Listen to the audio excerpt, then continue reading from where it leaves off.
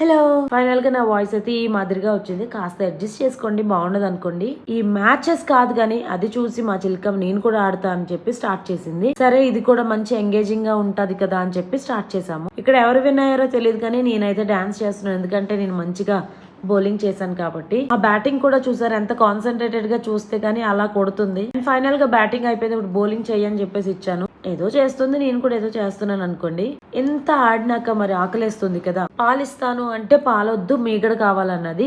నచ్చలేదు అనుకుంటూనే తిన్నది. ఇంతకీ పాలు మీగడ పిల్లలు తినడం మంచిదా కాదు అనేది కామెంట్ చేసేయండి. సో కష్టపడి ఇండోర్ లోనే క్రికెట్ ఆడాం కదా, బయటికి వెళ్ళి ఏదైనా సరే మంచిగా ఆడుకుందాం, స్పోర్ట్స్ ఏరియా లాగా పెద్ద స్పేషియస్ గా ఉందేమో అనుకొని బయటికి వెళ్ళామన్నమాట.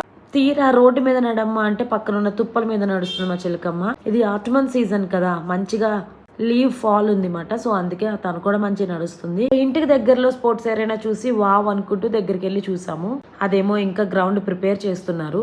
సమ్మర్ సీజన్ వస్తుంది కదా, సమ్మర్ హాలిడేస్ పిల్లల కోసం అనుకుంటా. ఇంకా క్రికెట్ మ్యాచెస్ జరుగుతూనే ఉంటాయి. Hope you like this video. Tata bye bye, see you.